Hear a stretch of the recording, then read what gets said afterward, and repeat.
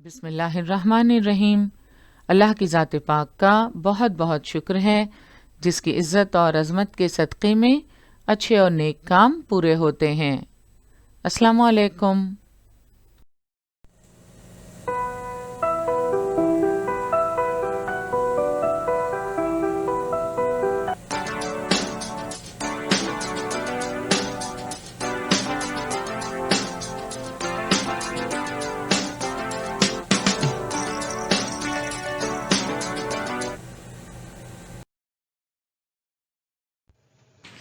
बृहन्मुंबई महानगर पालिका शिक्षण विभाग के तहत जारी वर्चुअल ट्रेनिंग सेंटर की जानिब से पेश होने वाले ई लर्निंग सेशन में आपका इस्तकबाल है।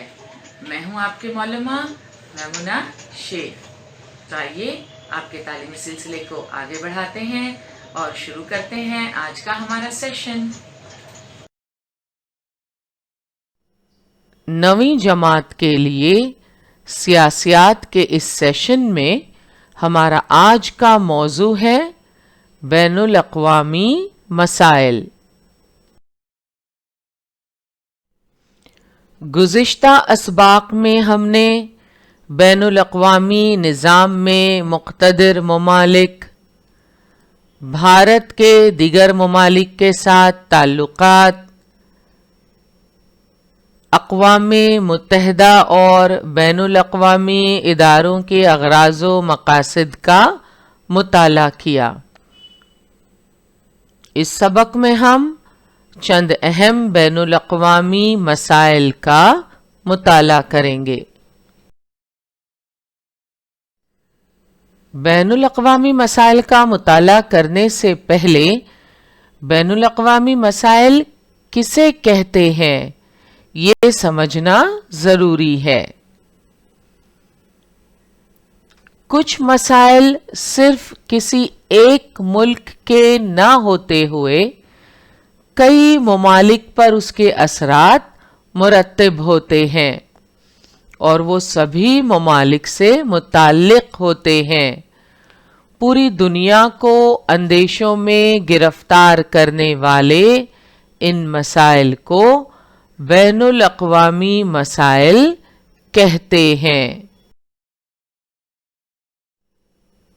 तो कुछ मसाइल ऐसे होते हैं जो कुछ ममालिक तक महदूद होते हैं। मुख्तलिफ ममालिक के अपने अपने मसाइल होते हैं जिन्हें वो हल करने की कोशिश करते हैं, मगर कुछ मसाइल किसी एक मुल्क के न होते हुए कई ममालिक पर उसके असरात मुरत्तब होते हैं और वो सभी ममालिक से मुताल्लिक़ होते हैं। उन्हें यह कहकर नज़रअंदाज नहीं किया जा सकता कि यह मसला किसी एक मुल्क का मसला है, क्योंकि वो मसाइल ऐसे होते हैं जिसके दुनिया के तमाम ममालिक पर असरात मुरत्तब होते हैं।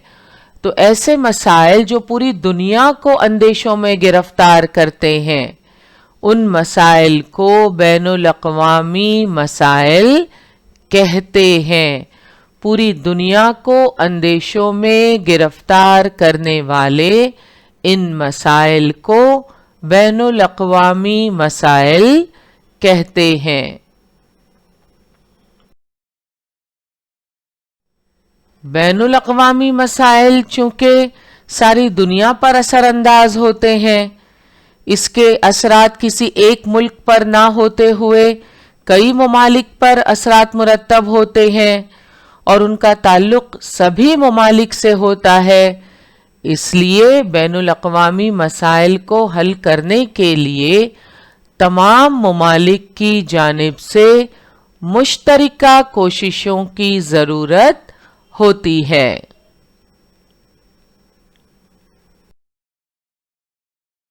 इस सबक के ज़रिए हम जिन बैनुल अक़वामी मसाइल का जायज़ा लेंगे उनमें हुकूक इंसानी, माहौलियात और इंतहा पसंदी जैसे मसाइल शामिल हैं।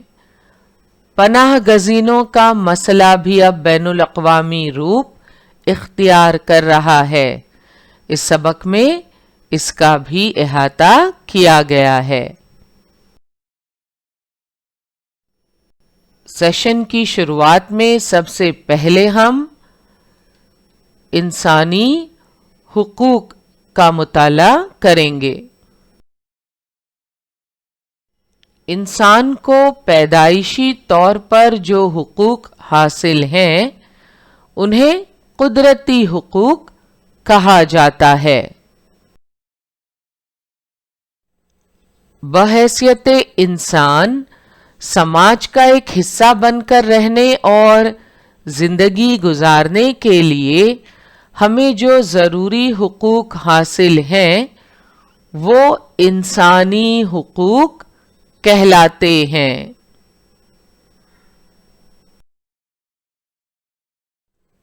تو انسان کو پیدائشی طور پر جو حقوق حاصل ہیں انہیں قدرتی حقوق کہا جاتا ہے، جیسے زندہ رہنے کا حق، یہ سب کا پیدائشی حق ہے، اور بحیثیت انسان سماج کا ایک حصہ بن کر رہنے اور زندگی گزارنے کے لیے ہمیں چند حقوق کی ضرورت ہوتی ہے۔ تو ہمیں جو ضروری حقوق حاصل ہیں وہ انسانی حقوق کہلاتے ہیں۔ انسانی حقوق یعنی ہیومن رائٹس میں کون سے حقوق شامل ہیں؟ ان میں آزادی، مساوات، انصاف، غذا، تعلیم، ترقی، اظہار خیال کی آزادی وغیرہ شامل ہیں۔ امریکہ اور فرانس کے انقلاب کے وقت آزادی، مساوات، بھائی چارہ، انصاف اور انسانی حقوق کو فروغ دیا گیا۔ یہ خیال جڑ پکڑتا گیا کہ ان حقوق کے حصول اور استعمال کے لیے جمہوری حکومت ضروری ہے۔ دنیا کی تاریخ کے سیاسی انقلاب میں امریکہ کی جنگ آزادی اور فرانس کے سیاسی انقلاب کو غیر معمولی اہمیت حاصل ہے۔ ہشتم جماعت میں آپ ان کے متعلق مختصراً معلومات حاصل کر چکے ہیں۔ سامراجی یورپی ممالک نے براعظم امریکہ کے مختلف علاقوں پر قبضہ کر کے اپنی نوآبادیات قائم کیں۔ امریکی نوآبادیات کے آزادی پسند عوام نے اس کی مخالفت کی۔ امریکی نوآبادیات نے جارج واشنگٹن کی قیادت میں فوج کو منظم کر کے مزاحمت کی۔ آخرکار اس جنگ میں نوآبادیات کی فوج کو فتح حاصل ہوئی۔ اس واقعے کو امریکہ کی جنگ آزادی کہا جاتا ہے۔ نوآبادیات نے ریاستہائے متحدہ امریکہ کی بنیاد ڈالی، جس نے وفاقی طرز حکومت اختیار کیا۔ تحریری دستور اور جمہوری نظام والا یہ پہلا ملک وجود میں آیا۔ 1789 میں فرانس کے باشندوں نے وہاں کے مطلق العنان بادشاہت اور جاگیردارانہ نظام کے خلاف بغاوت کر دی اور عوامی جمہوریہ کی بنیاد ڈالی۔ اس واقعے کو انقلاب فرانس کے نام سے یاد کیا جاتا ہے۔ انقلاب فرانس نے دنیا کو آزادی اور مساوات اور اخوت جیسے اقدار کا تحفہ دیا۔ تو اس طرح دنیا کی تاریخ کے سیاسی انقلاب میں امریکہ کی جنگ آزادی اور فرانس کے سیاسی انقلاب کو غیر معمولی اہمیت حاصل ہے۔ امریکہ اور فرانس کے انقلاب کے وقت آزادی، مساوات، بھائی چارہ، انصاف اور انسانی حقوق کو فروغ دیا گیا۔ یہ خیال جڑ پکڑتا گیا کہ ان حقوق کے حصول اور استعمال کے لیے جمہوری حکومت ضروری ہے۔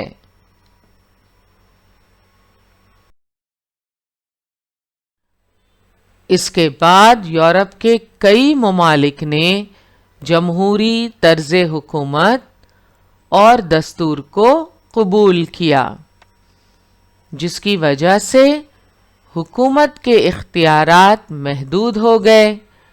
شہریوں کے حقوق کی حفاظت کرنا حکومتوں کی اہم ذمہ داری قرار دیا گیا۔ بین الاقوامی معاملات میں انسانی حقوق کے تصور کا آغاز۔ اقوام متحدہ کے قیام کے بعد انسانی حقوق کا منشور مرتب کیا گیا۔ آپ جانتے ہیں اقوام متحدہ کا قیام کب عمل میں آیا؟ 24 اکتوبر سن 1945 کو اقوام متحدہ کا قیام عمل میں آیا، اور اقوام متحدہ کے قیام کے بعد انسانی حقوق کا منشور مرتب کیا گیا۔ 10 دسمبر سن 1948 کو اقوام متحدہ کے اجلاس عام میں اکثریت رائے سے اسے منظوری دی گئی۔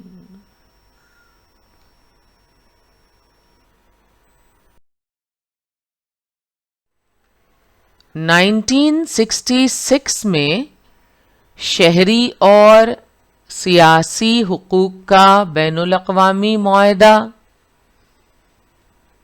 اور معاشی، سماجی اور ثقافتی حقوق کے لیے معاہدہ، ان دو معاہدوں کو اقوام متحدہ کے اجلاس عام میں منظوری دی گئی۔ یہ دونوں معاہدے بین الاقوامی قوانین کا حصہ ہیں اور اس پر عمل کرنا رکن ممالک پر لازمی ہے۔ کیا آپ جانتے ہیں انسانی حقوق کے منشور میں کل 30 دفعات ہیں؟ اس منشور میں شہری آزادی سے متعلق دفعہ کے ساتھ ساتھ روزگار کا حق، یکساں کام، یکساں تنخواہ کا حق جیسے معاشی حقوق بھی شامل ہیں۔ تمام رکن ممالک اپنے شہریوں کو یہ حقوق دیں، اس بات کی امید منشور میں ظاہر کی گئی ہے۔ انسانی حقوق کے منشور کے طرز پر 20 نومبر 1959 کو حقوق برائے اطفال کا منشور بھی پیش کیا گیا۔ تو بچوں کی فلاح و بہبود کے لیے انسانی حقوق کے منشور کے طرز پر 20 نومبر 1959 کو حقوق برائے اطفال یعنی چلڈرنز رائٹس کا منشور بھی پیش کیا گیا۔ انسانی حقوق میں زندہ رہنے کا حق، روٹی، کپڑا، مکان، تعلیم اور حفظان صحت جیسے اہم حقوق شامل ہیں۔ زندہ رہنے کا حق، روٹی، کپڑا، مکان، تعلیم اور حفظان صحت جیسے اہم حقوق انسانی حقوق میں شامل ہیں۔ زندہ رہنے کا حق، روٹی، کپڑا، مکان، تعلیم اور حفظان صحت جیسے حقوق بنیادی نوعیت کے ہوتے ہیں اور عوام کو ان حقوق کی فراہمی حکومت کی ذمہ داری ہوتی ہے۔ سرد جنگ کے زمانے میں اقوام متحدہ کے اجلاس عام میں انسانی حقوق کا مسئلہ کئی مرتبہ پیش کیا گیا۔ افریقہ میں طبقاتی تقسیم انسانی حقوق کے منافی ہے، اس لیے تفریق کرنے والے ممالک کا بائیکاٹ کرنے کا فیصلہ کیا گیا۔ نوآبادیات کی آزادی، جمہوری حکومت کی طرف جھکاؤ اس کی مثالیں ہیں۔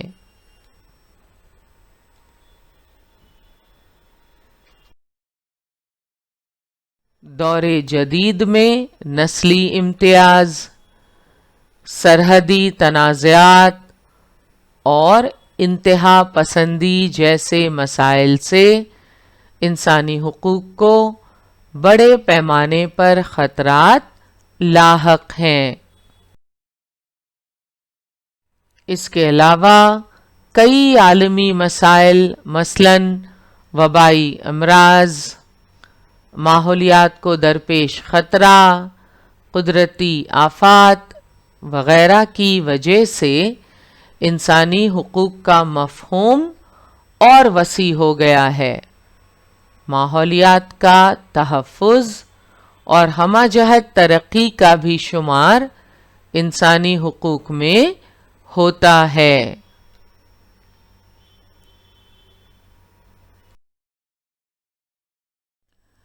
موجودہ دور میں کئی عالمی مسائل جن میں وبائی امراض،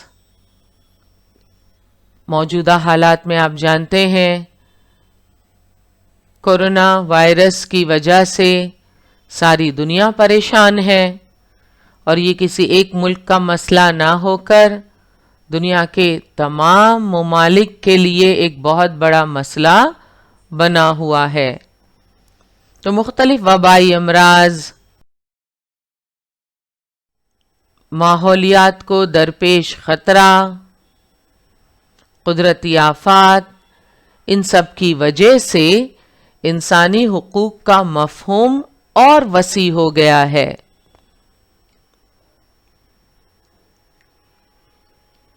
اب ماحولیات کا تحفظ اور ہمہ جہت ترقی کا بھی شمار انسانی حقوق میں ہوتا ہے۔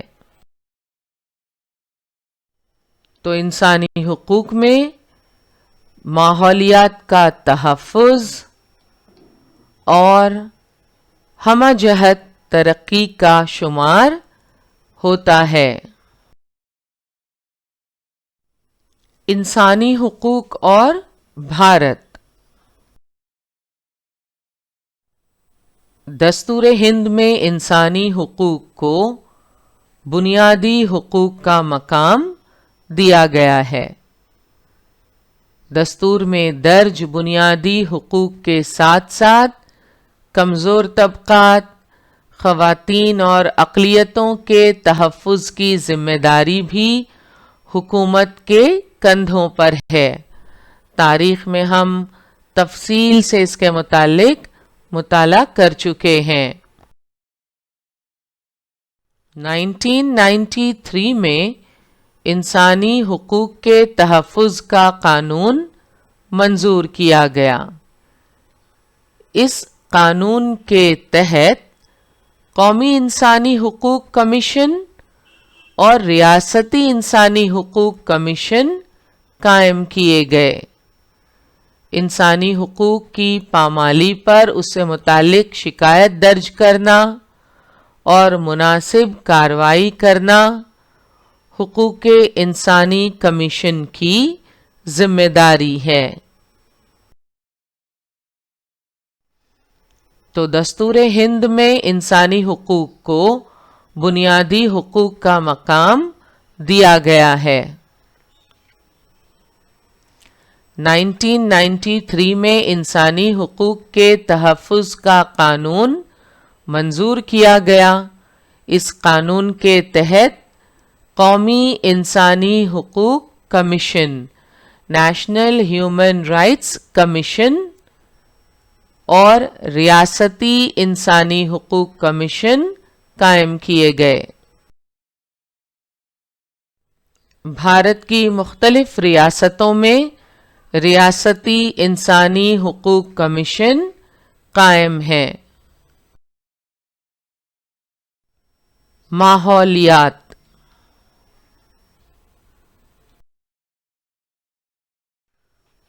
فی زمانہ انسانی حقوق کا مفہوم نہایت وسیع ہو چکا ہے اور مانا جاتا ہے کہ محفوظ ماحول بھی ایک اہم انسانی حق ہے۔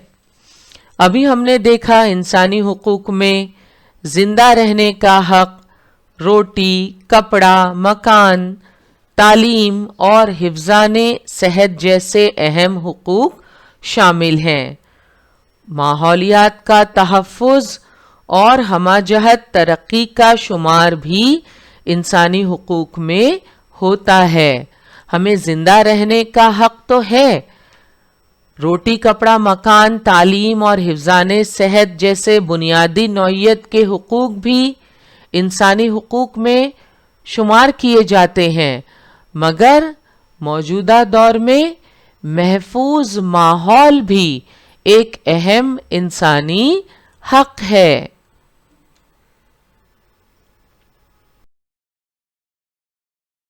سن 1970 میں بین الاقوامی سطح پر ماحولیات کے تحفظ کی اہمیت و ضرورت کو سنجیدگی سے محسوس کیا گیا۔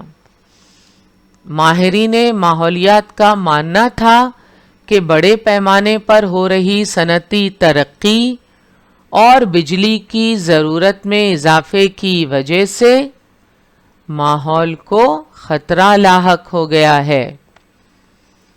آپ یہ بات اچھی طرح جانتے ہیں کہ سائنس اور ٹیکنالوجی کی ترقی کی وجہ سے بے شک ہماری زندگی آسان ہو گئی ہے، اس میں بہت ساری سہولتیں پیدا ہو گئی ہیں، مگر ساتھ ہی ساتھ ہم دیکھتے ہیں صنعتی ترقی کے منفی اثرات ماحول پر نظر آ رہے ہیں۔ ماہرین ماحولیات کا ماننا ہے کہ بڑے پیمانے پر ہو رہی صنعتی ترقی اور بجلی کی ضرورت میں اضافے کی وجہ سے ماحول کو خطرہ لاحق ہو گیا ہے۔ 22 اپریل سن 1970 کو پہلا یوم ارض یعنی ارتھ ڈے منایا گیا۔ یہ کچھ تصاویر آپ دیکھ سکتے ہیں فرسٹ ارتھ ڈے کی، جو 22 اپریل 1970 کو منایا گیا، اور اس کے ذریعے ماحول کو لاحق خطرے کی طرف لوگوں میں بیداری پیدا کرنے کی کوشش کی گئی۔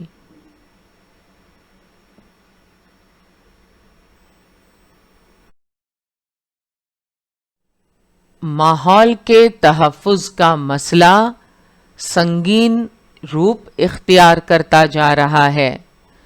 انسانی سرگرمیاں ماحول کے لیے خطرہ بنتی جا رہی ہیں۔ ہم جانتے ہیں دن بدن مختلف قسم کی آلودگیاں ماحول میں بڑھتی جا رہی ہیں۔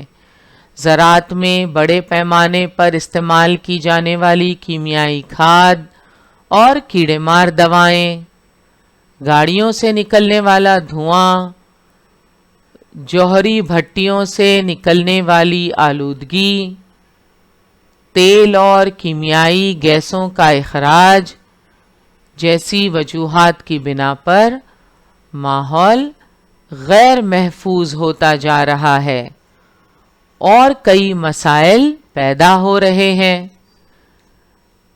خاص طور پر صحت سے متعلق کئی مسائل پیدا ہو رہے ہیں۔ اس معلومات کے بعد ماحولیات کے تحفظ کا مسئلہ بھی بین الاقوامی بحث کا موضوع بنتا گیا۔ ماحول میں آلودگی کی کئی وجوہات ہیں۔ زراعت میں بڑے پیمانے پر استعمال کی جانے والی کیمیائی کھاد اور کیڑے مار دوائیں، گاڑیوں سے نکلنے والا دھواں، جوہری بھٹیوں سے نکلنے والی آلودگی، تیل اور کیمیائی گیسوں کا اخراج، ان وجوہات کی بنا پر ماحول غیر محفوظ ہوتا جا رہا ہے اور کئی مسائل پیدا ہو رہے ہیں۔ اس معلومات کے بعد ماحولیات کے تحفظ کا مسئلہ بھی بین الاقوامی بحث کا موضوع بنتا گیا، کیونکہ ماحولیات کا تحفظ یہ کسی ایک ملک کا مسئلہ نہیں بلکہ ساری دنیا کا مسئلہ ہے۔ لہٰذا ماحولیات کے تحفظ کا مسئلہ بین الاقوامی بحث کا موضوع بنتا گیا۔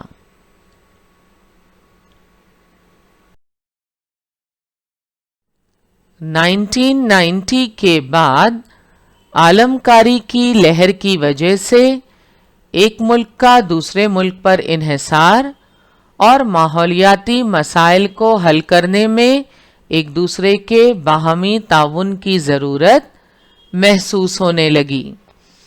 آپ جانتے ہیں دنیا کے تمام ممالک کسی نہ کسی وجہ سے ایک دوسرے پر انحصار کرتے ہیں۔ عالم کاری کی وجہ سے اب ملکوں کی سرحدوں کو پہلے جیسی اہمیت نہ رہی۔ اطلاعاتی ٹیکنالوجی میں انقلاب کی وجہ سے دنیا کے واقعات اور معلومات دور دور تک پہنچنے لگے، تو عالم کاری کی لہر کی وجہ سے ایک ملک کا دوسرے ملک پر انحصار اور ماحولیاتی مسائل کو حل کرنے میں ایک دوسرے کے باہمی تعاون کی ضرورت محسوس ہونے لگی۔ ماحول کی آلودگی یا تیل اور گیس کے اخراج سے ہونے والے نقصانات کسی ایک ملک تک محدود نہیں رہتے، ان کے اثرات طویل مدتی ہوتے ہیں۔ اس لیے ان مسائل کے حل کے لیے تمام ممالک کا باہمی رضامندی اور تعاون کے ساتھ کام کرنا ضروری ہے۔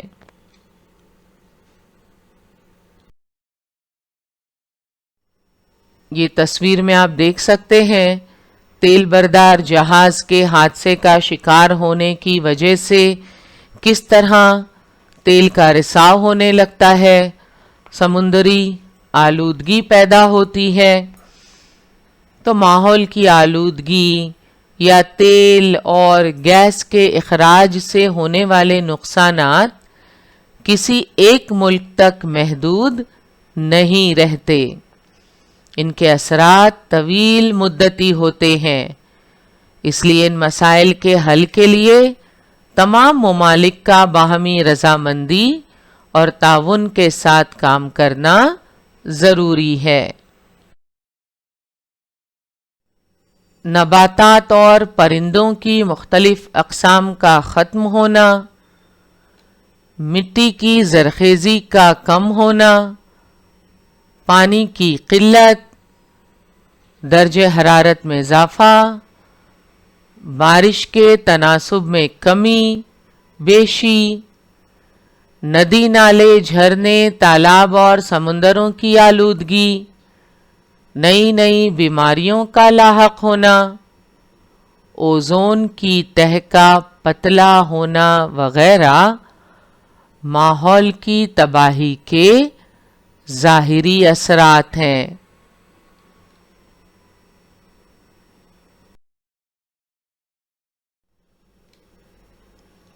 کچھ اثرات کسی خاص ملک تک محدود رہنے کے باوجود ان کے طویل مدتی اثرات کی وجہ سے وہ مسائل عالمی نوعیت حاصل کرتے ہیں، جبکہ کچھ مسائل بنیادی طور پر ہی عالمی نوعیت کے ہوتے ہیں۔ انہیں حل کرنے کے لیے تمام ممالک کا باہمی رضامندی اور تعاون کے ساتھ کام کرنا ضروری ہے۔ اگلے سیشن میں انشاءاللہ ہم ماحولیات سے متعلق اقوام متحدہ کی جانب سے کی گئی کوششوں کا جائزہ لیں گے۔ آج کا ہمارا سیشن یہیں مکمل ہوا۔ انشاءاللہ اگلے سیشن میں ضرور ملیں گے۔ السلام علیکم۔